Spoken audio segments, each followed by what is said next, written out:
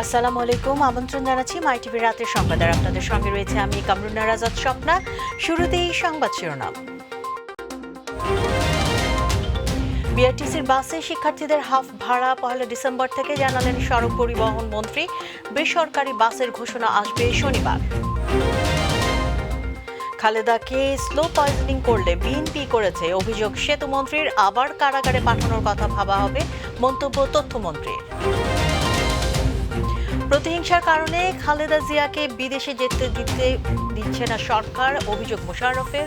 রোগমুক্তি কামনায় মসজিদে দোয়া মাহফিল। বাজারে আবারও বেড়েছে চালের দাম। ডালচিনি সহ শীতকালীন সবজির দাম কমলেও সাধারণ নাগালের বাইরে টমেটো।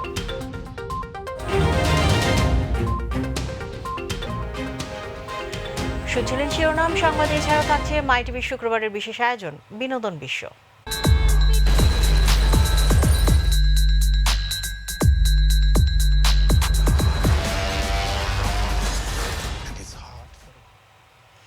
এবারে যাব বিস্তারিত সংবাদে। শুরুতেই পরিবহনে শিক্ষার্থীদের হাফ ভাড়া প্রসঙ্গ। শিক্ষার্থীদের আন্দোলনের মুখে অবশেষে বিআরটিসির বাসে হাফ ভাড়ার সিদ্ধান্ত নিয়েছে সরকার। আগামী 1 ডিসেম্বর থেকে এই সিদ্ধান্ত কার্যকর হবে বলে জানিয়েছেন সড়ক পরিবহন ও সেতুমন্ত্রী ওবায়দুল কাদের। সকালে সরকারি বাসভবনে ব্রিফিংয়ে তিনি জানান, বেসরকারি বাসে হাফ পাসের বিষয় শনিবার চূড়ান্ত ঘোষণা আসবে। এসএম আরফের রিপোর্ট। জ্বালানি তেলের নতুন করে মূল্যবৃদ্ধিতে বাস ভাড়া বাড়ানোর পর হাফ ভাড়া চালুর দাবিতে সড়কে আন্দোলনের নামে স্কুল, কলেজ ও বিশ্ববিদ্যালয়ের শিক্ষার্থীরা। টানা আন্দোলনের পর অবশেষে সরকারি পরিবহন সংস্থা বিআরটিসির বাসের ভাড়া ছাত্রছাত্রীদের জন্য শতকরা 50 ভাগ করার সিদ্ধান্ত হয়েছে। সরকারি বাসভবনে ব্রিফিংয়ে তা জানান সড়ক পরিবহন ও সেতুমন্ত্রী। শিক্ষার্থীদের দাবির প্রেক্ষিতে মাননীয় প্রধানমন্ত্রী সারা দেশে বিআরটিসি বাসে শিক্ষার্থীদের চলাচলের ক্ষেত্রে বাস ভাড়া শতকরা 50 ভাগ কমানোর সিদ্ধান্তে সম্মতি দিয়েছেন। অর্থাৎ শিক্ষার্থীরা 50% ভাড়ায় যাতায়াত করতে পারবে। ভ্রমণকালে ছাত্রছাত্রীদের অবশ্যই নিজ নিজ শিক্ষা প্রতিষ্ঠান কর্তৃক ইস্যুকৃত ছবিযুক্ত বৈধ পরিচয়পত্র সাথে রাখতে হবে এবং প্রয়োজনে প্রদর্শন করতে হবে। ছুটির দিন ছাড়া সকাল 7টা থেকে রাত 8টা পর্যন্ত শিক্ষার্থীরা এই সুবিধা পাবে বলেও জানান তিনি। সকাল 7টা থেকে রাত 8টা পর্যন্ত শিক্ষার্থীগণ বিআরটিসি বাসে চলাচলের ক্ষেত্রে এই কনসেশন সুবিধা পাবেন। তবে শিক্ষা প্রতিষ্ঠান ছুটির দিনে এই কনসেশন প্রযোজ্য হবে না। বেসরকারি বাস, মিনিবাসে চলাচলে শিক্ষার্থীদের ভাড়ায় সুবিধা দেওয়ার বিষয়ে শনিবার সংশ্লিষ্টদের সাথে বৈঠকে নতুন ঘোষণা আসবে বলেও আশাবাদ জানান ওবায়দুল কাদের। আমরা আশা করছি সবাই সামাজিক দায়বদ্ধতা এবং শিক্ষার্থীদের দাবির প্রতি সংবেদনশীল থেকে পরিবহন মালিকগণ ইতিবাচক সিদ্ধান্ত গ্রহণ করবেন। এসএম আরিফ, মাই টিভি, ঢাকা। এবার রাজনৈতিক প্রসঙ্গ। অসুস্থ খালেদা জিয়ার চিকিৎসা ও তদারকির কাজ বিএনপির লোকেরাই করছে উল্লেখ করে আওয়ামী লীগ সাধারণ সম্পাদক, সড়ক পরিবহন ও সেতুমন্ত্রী ওবায়দুল কাদের বলেছেন, স্লো পয়জনিং যদি হয়ে থাকে তাহলে বিএনপির লোকেরাই তা করতে পারে। আর তথ্যমন্ত্রী ও আওয়ামী লীগের যুগ্ম সাধারণ সম্পাদক ডক্টর হাসান মাহমুদ বলেছেন, দণ্ডপ্রাপ্ত খালেদা জিয়াকে আবার কারাগারে পাঠানো হবে কিনা সেটি ভেবে দেখা হবে। ঢাকা ও কক্সবাজারে পৃথক অনুষ্ঠানে তারা এসব কথা বলেন। প্যাট্রিক দি কস্তা রিপোর্ট। বঙ্গবন্ধু এভিনিউতে আওয়ামী লীগের কেন্দ্রীয় কার্যালয়ে সম্পাদক মণ্ডলীর বৈঠকে যোগ দেন দলটির সাধারণ সম্পাদক, সড়ক পরিবহন ও সেতুমন্ত্রী ওবায়দুল কাদের। বৈঠকের সূচনা বক্তব্যেই তিনি জবাব দেন বিএনপির মহাসচিব মির্জা ফখরুল ইসলাম আলমগীরের সাম্প্রতিক মন্তব্যের। বিএনপি নেতারা প্রধানমন্ত্রী শেখ হাসিনা নির্বাহী ক্ষমতা বলে তার সর্বোচ্চ আইনি সুযোগ তাকে প্রদান করেছেন। বিএনপি নেতারা প্রধানমন্ত্রীকে উদার্যকে প্রতিহিংসা বলতে দ্বিধাবোধ করছেন না। বিএনপি নেতারা প্রধানমন্ত্রীর উদারতাকে প্রতিহিংসা বলতে দ্বিধা করছে না। দলটির কৃতজ্ঞতাবোধ নিয়ে জনগণ প্রশ্ন তুলছে বলেও মন্তব্য করেন ওবায়দুল কাদের। বিএনপির কৃতজ্ঞতাবোধ নিয়ে জনগণ প্রশ্ন তোলে।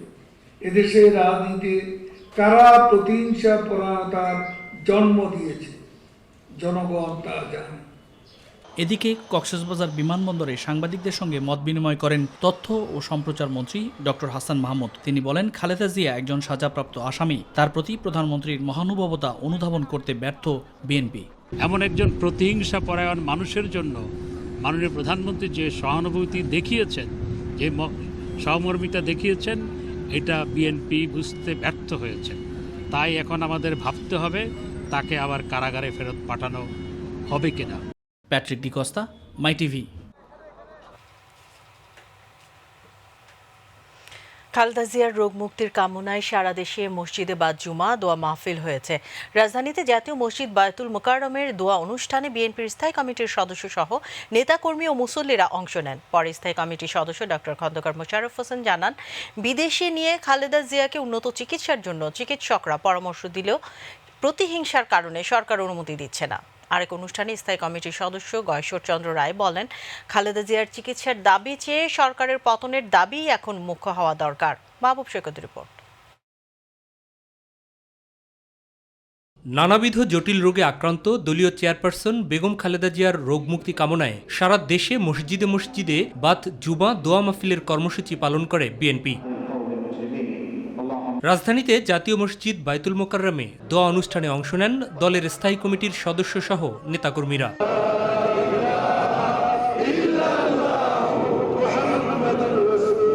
পরে খালেদা জিয়ার শারীরিক অবস্থার কথা জানান স্থায়ী কমিটির সদস্য ডক্টর খন্দকার মোশাররফ হোসেন। আমাদের নেত্রীর শারীরিক অবস্থা খারাপ এবং দিন দিন খারাপের দিকে যাচ্ছে এবং আমাদের এই মাননীয় নেত্রীকে যারা চিকিৎসা করছেন সেই সকল চিকিৎসকরা বারবার বলছেন এই বাংলাদেশে এখন নেত্রীর যে চিকিৎসার প্রয়োজন এই চিকিৎসা বাংলাদেশে নাই, বিদেশে নেওয়া প্রয়োজন। এদিকে ঢাকা রিপোর্টার্স ইউনিটিতে এক আলোচনা সভায় খালেদা জিয়াকে স্থায়ী জামিন কেন দেয়া হচ্ছে না তা নিয়ে প্রশ্ন তোলেন বিএনপির স্থায়ী কমিটির এই সদস্য। প্রকৃত অপরাধীদের তারা একের পর এক আদালত জামিন দেয়, উচ্চ আদালত খালেদা জিয়ারে জামিন দেয় না। কোন আইনের বলে আদালত তাকে জামিন কনসিডার করলো না, এই ব্যাখ্যাটা তো আমরা চাইতেই পারি। উন্নত চিকিৎসায় খালেদা জিয়াকে বিদেশ যেতে দেওয়ার দাবি আদায়ের আন্দোলন নিয়েও কথা বলেন গয়েশ্বরচন্দ্র রায়। আপনাদের সার্বক্ষণিক প্রস্তুতি রাখতে হবে। এটা দিনক্ষণ তিথি নক্ষত্র দেখে কখনো কোনো বিস্ফোরণ ঘটে না। মাহবুব সৈকত, মাই টিভি, ঢাকা। রিমোট কন্ট্রোলে চলে না। পররাষ্ট্রমন্ত্রী ডক্টর এ.কে আব্দুল মোমেন বলেছেন, আগামী নির্বাচনে যেন কোনো ধরনের বিশৃঙ্খলা না হয় সেইভাবেই প্রস্তুতি নিচ্ছে সরকার। সকালে সিলেট ওসমানী আন্তর্জাতিক বিমানবন্দরে নির্মাণাধীন কার্গো টার্মিনাল পরিদর্শন শেষে সাংবাদিকদের তিনি একথা বলেন। পররাষ্ট্রমন্ত্রী বলেন, আমেরিকাতেও গণতন্ত্র নিয়ে সমস্যা রয়েছে, বাংলাদেশে সহনশীলতা নিয়ে দেশের কিছু দুর্বলতা আছে যা কাটিয়ে উঠতে হবে বলেও মন্তব্য করেন এ.কে আব্দুল মোমেন। আমরা আমাদের গণতন্ত্রটি কে দাওয়াত দিল না দিল এটা সেকেন্ডারি, এগুলো নিয়ে আপনার অত দুশ্চিন্তায় কেন? বরং আপনি বড় চিন্তা করা উচিত যে আগামীতে আমাদের দেশে যখন নির্বাচন হয় যাতে একটি লোকও না মারা যায়, সেইটার জন্য আমরা প্রচেষ্টা চালাবো। এবার অন্যান্য প্রসঙ্গ। দেশে আশ্রয় গ্রহণকারী রোহিঙ্গাদের মধ্য থেকে জঙ্গির উত্থান হতে পারে বলে আশঙ্কা করেছেন স্বরাষ্ট্রমন্ত্রী আসাদুজ্জামান খান কামাল। রোহিঙ্গা সমস্যা দ্রুত সমাধানে তিনি ভারতসহ বন্ধুপ্রতিম দেশগুলোর সহযোগিতা চান। আর ভারতীয় হাইকমিশনার বিক্রম দোরাইস্বামী বলেছেন, জঙ্গি সমস্যা এখন ভারত বাংলাদেশেরই সমস্যা নয়, এ কারণে জঙ্গি দমনে সব দেশের একসঙ্গে কাজ করতে হবে। বিকেলে রাজধানীর শিল্পকলা একাডেমিতে এক অনুষ্ঠানে তারা এসব কথা বলেন। এই যে 11 লক্ষ, এখান থেকেও জঙ্গির উত্থান হতে পারে, তারা ইজি প্রে হতে পারে এই টেররিস্টের। আমরা সবসময় যেটা বলে আসছি, কাজেই এই প্রবলেমটা যদি শীঘ্রই শেষ না হয় তাহলে হয়তো আমাদের নতুন ডাইমেনশনে জঙ্গির উত্থান হয়েও যেতে পারে। বাজারে আবারও বেড়েছে চালের দাম। ব্যবসায়ীরা বলছেন, বাজারে আমদানি কমে যাওয়ায় চালের দাম বেড়েছে। এছাড়া কিছুটা বেড়েছে আটা, ময়দা, ইলিশ সহ অন্যান্য মাছের দাম। কিছুটা কমেছে ডাল, চিনি সহ শীতকালীন শাকসবজির দাম। তবে টমেটোর দাম এখনও সাধারণের নাগালের বাইরে। এস এম খোরশেদ আলমের রিপোর্ট। রাজধানীর কারওয়ান বাজার। আবারও বেড়েছে চালের দাম, প্রতি কেজিতে দাম বেড়েছে 2 টাকা থেকে 3 টাকা। পার কেজি 2 থেকে 3 টাকা বাড়ছে। মিনিকের চাল যেটা আসছিল 58 টাকা সেটা 60 টাকা, আর আঠাশ চাল যেটা আসছিল 44-45 এইটা হয়ে গেছে 47-48। বিক্রেতারা বলছেন আমদানি বন্ধ থাকায় চালের দাম বাড়তি। ইন্ডিয়ান চালগুলো আপনার এলসি বন্ধ হয়ে গেছে, এই জন্য মহিলারা প্রত্যেক চাইলে কেজিতে 2-3 টাকা বাড়াইয়া দিছে। এছাড়া বেড়েছে আটা, ময়দা, ইলিশ মাছ সহ অন্যান্য মাছের দাম। তবে বেশিরভাগ নিত্যপণ্য বিক্রি হচ্ছে আগের মূল্যেই। ইলিশ মাছ এবার দামই কমলো না। পরিবহনের ভাড়া বাইরে গেছে, তো তেলের দাম বাড়ার কারণে কেজি 20-30 টাকা করে বাইরে গেছে। মুরগির ডাল গত সপ্তাহ থেকে এই সপ্তাহে স্থিতিশীলই আছে। কিছুটা কমেছে ডাল, চিনি ও অন্যান্য নিত্যপণ্যের দাম। নতুন করে এই সপ্তাহের ভিতরে কোনো কিছু তো বাড়ায় নেই। পেঁয়াজ, আদা, রসুনের দাম আগের অবস্থানে আছে। বর্তমানে আটা, ময়দার দামটাই বেশি। ভারতীয় টমেটোর দাম এখনো বাড়তি, তবে কমেছে শীতের শাকসবজির দাম। টমেটো ইন্ডিয়ান দর এটাগুলোর দাম বেশি, এটা আমি এখন 150 টাকা কেজি বেশি। পেঁপে পাওয়া যায় 20 টাকা কেজি, মূলা পাওয়া যায় 20 টাকা কেজি। মালের চাপ বাড়ছে, মানে মাল বেশি, দাম কমছে। SM খুরশেদ আলম, মাই টিভি, ঢাকা। হঠাৎ শীত বাড়ায় ব্রাহ্মণবাড়িয়া জেনারেল হাসপাতাল ও জেলার উপজেলা স্বাস্থ্য কমপ্লেক্স সহ বেসরকারি হাসপাতালগুলোতে ডায়রিয়া আক্রান্ত রোগীর সংখ্যা বেড়েই চলেছে। হাসপাতালে জায়গা হচ্ছে না রোগীদের, মেঝেতে রেখেই দেওয়া হচ্ছে চিকিৎসা। সবচেয়ে বেশি ভুগছে শিশুরা। প্রতিনিধি আফওয়া মোকাউসার ইমরানের রিপোর্ট, জানাচ্ছেন শিউলি রোজা। ব্রাহ্মণবাড়িয়া জেলার সর্ববৃহৎ হাসপাতাল 250 শয্যা বিশিষ্ট জেনারেল হাসপাতাল। এ হাসপাতালে ডায়রিয়া ওয়ার্ডে শয্যা সংখ্যা 25টি, কিন্তু গত কয়েকদিনে এই ওয়ার্ডে ডায়রিয়া আক্রান্ত রোগীর ভর্তির সংখ্যা বেড়ে যাওয়ায় শয্যা দেওয়া সম্ভব হচ্ছে না। ফলে ওয়ার্ডের ভেতরে ও বাইরের মেঝেতেও ভর্তি হওয়া রোগীদের দেয়া হচ্ছে চিকিৎসা। সরকারি এ হাসপাতালে ডায়রিয়া আক্রান্ত 104 জন রোগী ভর্তি হয়েছে। এর মধ্যে শিশু 90 জন ও প্রাপ্তবয়স্ক রোগী 14 জন। প্রথমে ভূমি ছিল, তারপর বাথরুম। তারা ভর্তি হয়েছে গতকাল আমি ওষুধ কিছু লিখে এসে বাইরে থেকে কিছু কিনে আনছি, আর কিছু দিচ্ছে। সরকারি হাসপাতালে ওষুধ ও স্যালাইন সরবরাহ থাকলেও আসন সংখ্যার 5 গুণ রোগী বেশি ভর্তি হওয়ায় রোগীর চাপ সামলাতে হিমশিম খেতে হচ্ছে চিকিৎসক ও নার্সদের। প্রতিদিন 120, 25, 15 মানে 100 পেশেন্ট থাকে। বাচ্চাদের সেবা দেওয়ার একটু কঠিন, আমরা চেষ্টা করতেছি ভালোভাবে সেবা দেওয়ার জন্য। শীতকালে একটু ডায়রিয়ার প্রকোপ বেড়ে যায়, বিশেষ করে এই নভেম্বর ডিসেম্বরে প্রত্যেক বছরই ডায়রিয়ার প্রকোপটা বেড়ে যায়। যেহেতু আমাদের একটু জায়গার স্বল্পতা আছে, সেহেতু কিছু ফ্লোরিংও করতে হচ্ছে। হাসপাতালে চিকিৎসা দেওয়ার মতো পর্যাপ্ত ওষুধ মজুদ আছে, তবে পর্যাপ্ত জনবল না থাকায় শিক্ষার্থী নার্সদেরও চাপ সামাল দিচ্ছেন বলে জানান হাসপাতালের তত্ত্বাবধায়ক। ব্যবস্থাপনার ক্ষেত্রে কিছু সমস্যা তো আমাদের হচ্ছেই। আর 18টা বেডের জায়গায় রুগী আছে, 100 ফ্লোরিং করতে হচ্ছে। জনবল তো সেই অনুপাতে বাড়াইতে পারতেছি না। নার্সিংয়ের স্টুডেন্টকে দিয়ে কিছু সেবা নিচ্ছি, আমাদের নার্সরা আছে, তবে ওই নার্সিংয়ের একটা নিয়োগ আছে, নিয়োগটা হয়তো সামনের সপ্তাহে আমরা পেয়ে যাবো, তখন আমাদের সমস্যা ইনশাল্লাহ আরও দূর হয়ে যাবে। শিউলি রোজা, মাই টিভি। আগামী 28শে নভেম্বর তৃতীয় ধাপের ইউপি নির্বাচন উপলক্ষে সারা দেশে চলছে শেষ মুহূর্তের প্রচারণা। প্রার্থীরা ছুটছেন, ব্যস্ত কর্মী সমর্থকরা। ভোটারদের মন জয় দিচ্ছেন না নানা প্রতিশ্রুতি। অনেক স্থানে দুপক্ষের মধ্যে উত্তেজনা দেখা দিলেও অপ্রীতিকর পরিস্থিতি এড়াতে সব ধরনের প্রস্তুতির কথা জানিয়েছে আইনশৃঙ্খলা বাহিনী। নারায়ণগঞ্জের সোনারগাঁয়ে বইছে নির্বাচনী আমেজ। তৃতীয় ধাপের ইউপি নির্বাচনকে সামনে রেখে শেষ মুহূর্তে ভোটারদের কাছে ভোট চাওয়ার ব্যস্ত সময় পার করছেন প্রার্থীরা।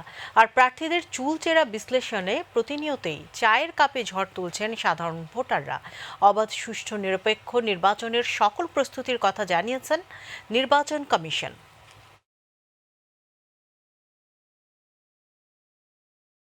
নির্বাচন সুষ্ঠু করার লক্ষ্যে নির্বাচন কমিশন অলরেডি অনেক ব্যবস্থা নিয়েছে এবং পর্যাপ্ত পরিমাণ পুলিশ এর সাথে বিজিবি এবং র্যাবও মোতায়েন থাকবে। কক্সবাজারের পেকুয়া জমে উঠেছে তৃতীয় ধাপের ইউনিয়ন পরিষদ নির্বাচনী শেষ দিনের প্রচারণা। প্রার্থীরা ভোটারদের মন জয় করতে বাড়ি বাড়ি ছুটছেন, দিচ্ছেন নানা প্রতিশ্রুতি। এদিকে অবাধ, সুষ্ঠু, নিরপেক্ষ ও অংশগ্রহণমূলক নির্বাচন উপহার দিতে প্রস্তুত নির্বাচন অফিস। সুষ্ঠু নিরপেক্ষ সুন্দরভাবে শান্তিপূর্ণভাবে নির্বাচন অনুষ্ঠানের জন্য যা যা প্রয়োজন আমরা সব প্রস্তুতি গ্রহণ করেছি। আমরা নিরাপত্তা বাহিনী আমাদের বিধিতে যা আছে তাতে আমরা আরও অতিরিক্ত বিজিবি, র্যাব, পুলিশ, কোস্টগার্ড নিয়োগ করার জন্য আমরা আমাদের নির্বাচন কমিশন দেখছি। চট্টগ্রামের সাগরিকায় একটি কেমিক্যাল কারখানায় লাগা আগুন ফায়ার সার্ভিসের 12টি ইউনিটের চেষ্টায় 1.5 ঘন্টা পর নিয়ন্ত্রণে এসেছে। সকাল 10:30টার দিকে এই অগ্নিকাণ্ডের সূত্রপাত ঘটে। প্রত্যক্ষদর্শীরা জানায় হোমল্যান্ড নামে একটি রাসায়নিক কেমিক্যাল কারখানায় আগুনের সূত্রপাত হয়। এর কয়েক মিনিট পর সেখানে বিস্ফোরণ ঘটে। জানা গেছে রাসায়নিকের এই কারখানাতে বিপুল পরিমাণ দাহ্য পদার্থ রয়েছে। আগুন নিয়ন্ত্রণে চট্টগ্রাম ফায়ার স্টেশনের 12টি ইউনিট কাজ শুরু করেছে। আগুনের সূত্রপাত ঘটেছে বলে আমরা প্রাথমিকভাবে তথ্য পেয়েছি। তবে আমরা মালিক পক্ষের সাথে কথা বলে যেটা আমরা জেনেছি যে আজকে যে ভূমিকম্প হয়েছে, ভূমিকম্প হওয়ার ফলে এখানে তাদের যে ইলেকট্রিক লাইন ছিল ওইখানে কিছু ফল্ট হয় এবং ওইটা ঠিক করতে গিয়ে ইলেকট্রিক স্পার্কিং থেকে এই আগুনের সূত্রপাত ঘটছে বলে জানা। নারায়ণগঞ্জের সিদ্ধিরগঞ্জে বিদ্যুতের শর্ট সার্কিট থেকে লাগা আগুনে দগ্ধ 3 জনের মধ্যে মামুন চিকিৎসাধীন অবস্থায় মারা গেছেন। সকাল 8টার দিকে শেখ হাসিনা জাতীয় বার্ন ও প্লাস্টিক সার্জারি ইনস্টিটিউটের নিবিড় পরিচর্যা কেন্দ্রে তার মৃত্যু হয়। চিকিৎসকরা জানান মামুনের শরীরের 99%ই পুড়ে গেছে। তার অবস্থা খুবই সংকটাপন্ন ছিল। হাসপাতালে আনার সঙ্গে সঙ্গে তাকে আইসিইউতে নেওয়া হয়। শুক্রবার সকালে তার মৃত্যু হয়। এই ঘটনায় 99% দগ্ধ নিয়ে পারভেজ আইসিইউতে ও 30% দগ্ধ নিয়ে জীবন এইচটিইউতে ভর্তি রয়েছেন। সংবাদের শেষ প্রান্তে আমরা, তবে যাবার আগে সংবাদ শিরোনাম জানিয়ে দিচ্ছি আরও একবার। বিআরটিসির বাসে শিক্ষার্থীদের হাফ ভাড়া 1 ডিসেম্বর থেকে জানালেন সড়ক পরিবহন মন্ত্রী। বেসরকারি বাসের ঘোষণা আসবে শনিবার। খালেদাকে স্লো পয়জনিং করলে বিএনপি করেছে অভিযোগ। সেতুমন্ত্রীর আবার কারাগারে পাঠানোর কথা ভাবা হবে, মন্তব্য তথ্যমন্ত্রীর। প্রতিহিংসার কারণে খালেদা জিয়াকে বিদেশে যেতে দিচ্ছে না সরকার, অভিযোগ মোশাররফের। রোগ মুক্তি কামনায় মসজিদে দোয়া মাহফিল। বাজারে আবারও বেড়েছে চালের দাম। ডাল, চিনি সহ শীতকালীন সবজির দাম কমলেও সাধারণের নাগালের বাইরে টমেটো।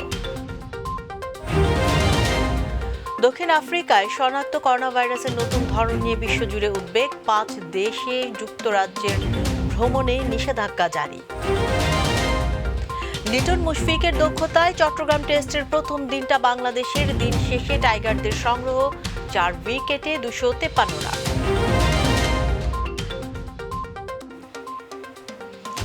সঙ্গে থাকার জন্য ধন্যবাদ। এছাড়া ইউটিউবে মাই টিভি সংবাদ পেতে ভিজিট করুন youtube/mytvbd নিউজ এবং আমাদের অনুষ্ঠান দেখতে ভিজিট করুন youtube/mytv বাংলা, facebook/mytv বাংলা। আমাদের পরবর্তী সংবাদ রাত 9:30 মিনিটে দেখার আমন্ত্রণ জানিয়ে বিদায় নিচ্ছি। দর্শক, করোনা সংক্রমণ রোধে সবাই সতর্ক থাকুন, মাস্ক পরুন, স্বাস্থ্যবিধি মেনে চলুন। এর সাথে শেষ করছি আমি কামরুন্নাহার আজাদ স্বপ্না। আল্লাহ হাফেজ।